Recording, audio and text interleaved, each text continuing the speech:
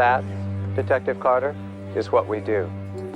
Reese is severely wounded after the events of the previous episode, and Finch takes him to a doctor who has lost his license, bribing him into treating Reese. Carter now notices that she has eyes all over her. She has been put under surveillance. She thinks of accessing Fusco's computer, and as every great police officer, he has his username and password lying around in his desk. On his computer, there's a picture of Finch from the Joey incident. Carter wants to know who he is. With Reese injured, Finch has to handle the fieldwork himself. He sneaks into Ernie Trask's apartment and finds clues suggesting Trask is obsessed with one of the female tenants. Finch and Reese suspect that Trask is the real threat and that either the woman or her boyfriend, who lives in the penthouse, is his target. At the same time, Agent Snow and his CIA team are still hunting Reese. Snow is desperate to find out what happened in Ordos, but he's also willing to kill Reese if necessary. Detective Carter, who has been looking into Reese as well, manages to avoid the CIA's watchful eyes and follows a lead, tracking down Harold Finch to learn what he and Reese are doing. Carter gets a call from Finch, who states her reasons. Finch tells her to turn around, and there he is, sitting at a bar. They meet up, and aside from Finch's sarcastic jokes, he tells her about Derek Watson as the next person of interest and leaves. When Trask gets close to the boyfriend in a suspicious way, Reese quickly stops him by setting off the fire alarm. Meanwhile, the machine picks up a phone call from the woman who says she's terrified of a stalker who has broken into her apartment. Thinking Trask is the stalker, Reese decides to confront him at gunpoint.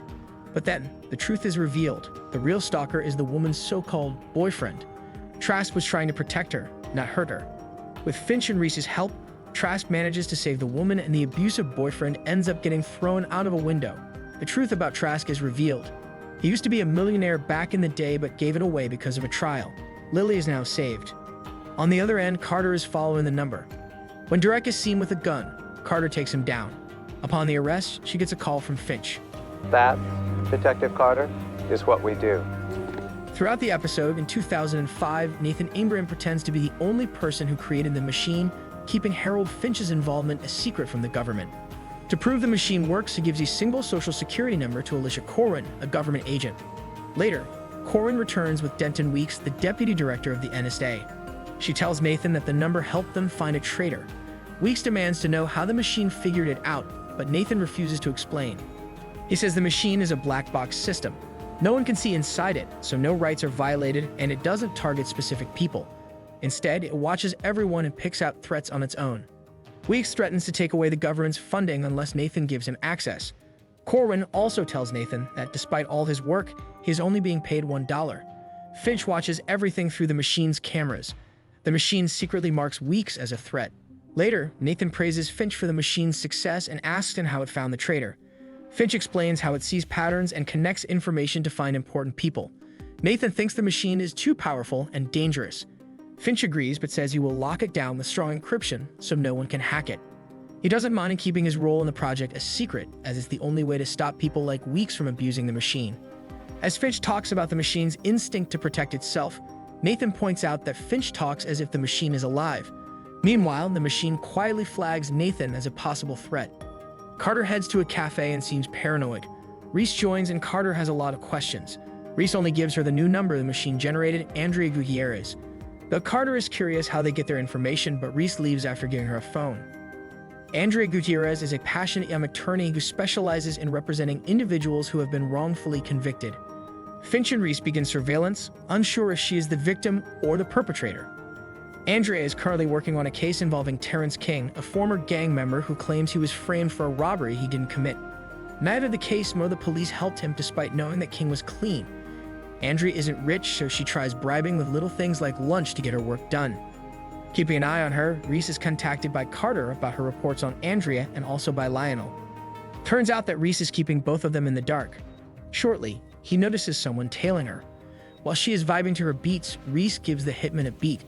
But because of his injuries, he fails. Someone was to drug Andrea. The next day, Reese tries to unlock Finch's computer, but it doesn't work out. Finch tells Reese to keep an eye out for Andrea as he is going somewhere.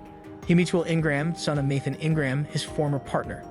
Carter finds an envelope on her desk with the drug in it, asking her to find where it is from. Reese poses as a client and goes to Andrea with a case of wanting to sue the boss.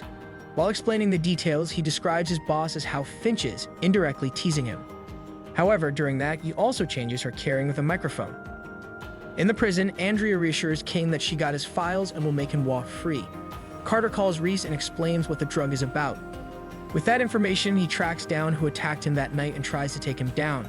But during the chase, he gets hit by a truck. Reese is left with no leads again. Finch takes out the connections of the killer with King and finds out that it ties with a corrupt officer, Dominic Galuska. Reese tracks and takes him down. Finch is with Will, and Reese is keeping an eye on him to know more. Finch poses as working in an insurance company. Carter calls Reese and tells him that Dominic was an officer who framed the ones under custody, King being one of them. Reese gets in contact with Lionel, giving him some groundwork. Reese visits Andrea, asking why she hasn't left the town, pointing at her past. Dominic is placed under investigation, but he doesn't give anything to Carter, which is more than enough time for Reese to break into his apartment. Finch digs up something and finds out that he is earning a bit too much for someone who works and pays less than $50,000 a year. He is hired to put people down, and he had a recent transaction, which was likely a number on Andrea. She's in a library by herself when she gets attacked, and Reese rescues her. Reese meets Carter at the cafe and finds out that all of Dominic's victims were single parents, and they don't know where the kids went. Filed under the care of Kinsey family.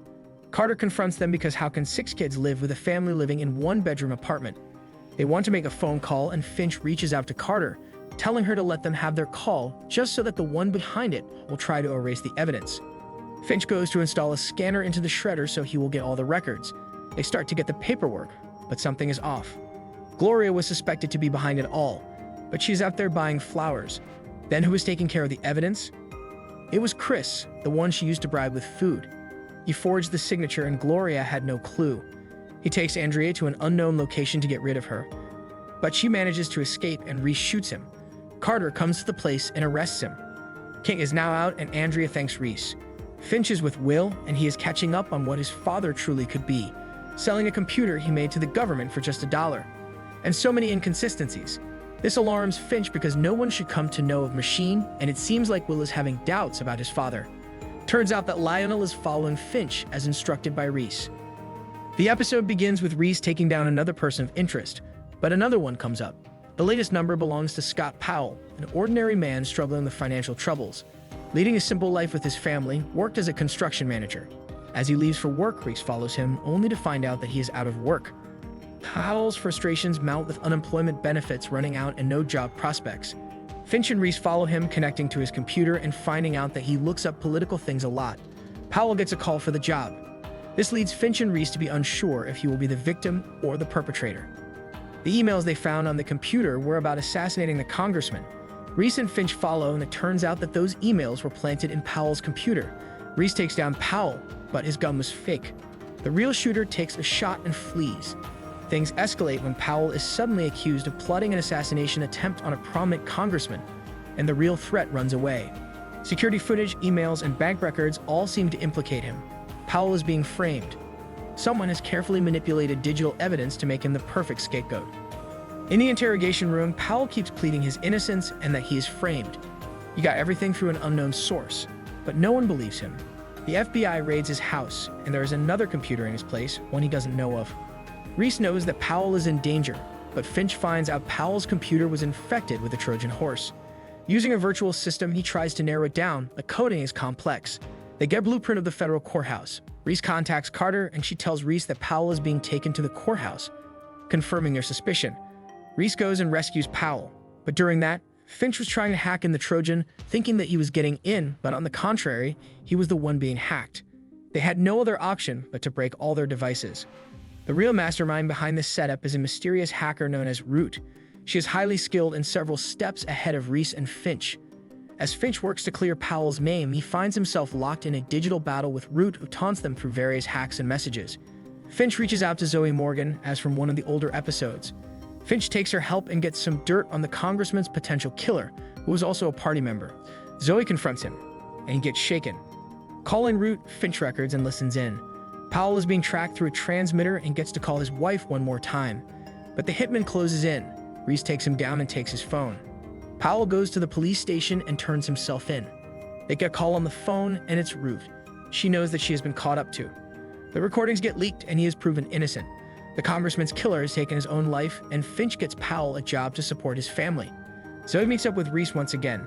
Finch gets in touch with Root, but it seems like she knows more about Finch than he thinks. Finch and Reese return to the library, and the machine provides a new number, Darren McGrady. Going to his apartment, Reese sees blood and gets to know that his brother, Travis, got shot and police took him away. I learned from Carter that he waited for child services as he has no guardian but left as no one showed up. Carter tries to get information from the cop who was assigned the case, but he is of no help as he has no interest. Reese goes to Tavis's workplace and takes Lisa in his trust, finding out about the gang who killed Travis. Darren has begun targeting the gang members, collecting information on their whereabouts and planning his form of justice. Reese intervenes, trying to dissuade him from taking matters into his own hands. However, Darren has already drawn attention to himself, and the gang decides to eliminate him. Finch meets up with Will again, and he is getting closer to knowing what his father may have been working on. Finch takes the direction of the conversation somewhere else, and Fusco tells Reese that the kid is missing again. Darren is in a bar looking for the killers of his brother but gets attacked. Reese intervenes and takes them down. Taking Darren away, Reese tries to talk him out of it, and Darren thinks of him like a Ronin. Hiring Reese for a dime, they dig out all of the dirt they can on the group that took down his brother.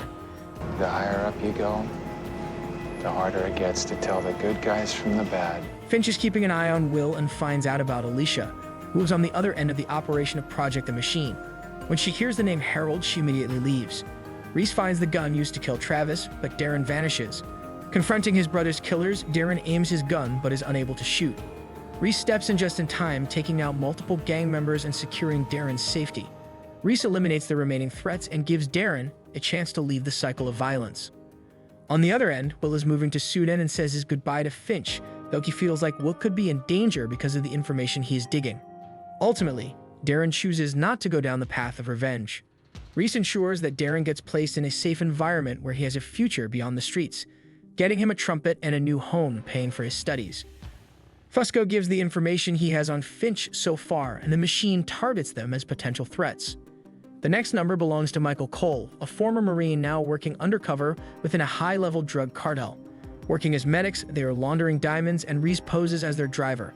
When stopped by the police, Reese learns that they are in with the HR. Reese investigates and soon realizes that Cole has a family that he has kept a secret. Cole is an undercover officer, reporting back to the HR, not knowing the HR is corrupt, wanting a hit on Carter. Snow comes to warn Carter, and right after that, Finch arrives asking for details on Cole, getting to know that his files are being kept in high-security vaults. And Finch knows just the person. In their next job, the cartel and Reese get caught in a deal gone bad, and upon returning to their warehouse, the leader asks them to break their phones and leave their weapons. Finch and the police lose track of their agents. The leader knows one of them could be a cop and needs to find out. One of the members is shot and bleeding out, and Reese tries to help him. Finch calls Carter and shares a license plate to track, leading to Reese, who applies a tourniquet to the shot member, and Cole uses his phone to give his location to the officials. This is the first time we get to see HR Patrick Simmons. Finch calls Fusco to tell him about a shift change. Fusco will be working for Finch while pulling dirt on Simmons. He is given the task to take out the file of Cole and destroy it, but as he does, he gets caught and arrested. In turn of events, that cop was in with the cartel. Cole is on the brink of getting caught because of stealing the phone, but Reese takes his place and gets caught in his stead. Reese gets tortured but gets a chance to tell Cole to trust him and escape. As the leader returns, Cole has no other option but to shoot Reese. He put his body in a car and set it ablaze. Reese manages to escape, and Carter is there. They both head out to rescue Cole, and turns out one of the members in the operation was a CIA agent. The whole higher-ups is full of corrupt officers. Fusco is about to be killed, but Reese comes to save him, telling him that he will be working within the HR. Cole gets to leave the place with his family, while the CIA agent gets taken care of by Snow. Lastly, Fusco gets accepted in the HR to work for them. Flashbacks to 2008 show Reese, Stanton, and Snow in New York on a secret mission. They are sent to capture a government official trying to sell important software to the Chinese, but their extraction isn't coming for another 12 hours, so Snow tells Reese to relax. Reese goes to a bar and meets a man named Peter. They talk casually, but when Stanton arrives, she realizes Peter is the new husband of Jessica, Reese's former love. She tells Reese to let go of the past, and they leave before Peter can introduce Reese to Jessica. And there you have it, another set of episodes that would keep you wondering and curious for more. Make sure to like, subscribe, and ring the bell icon for upcoming recaps.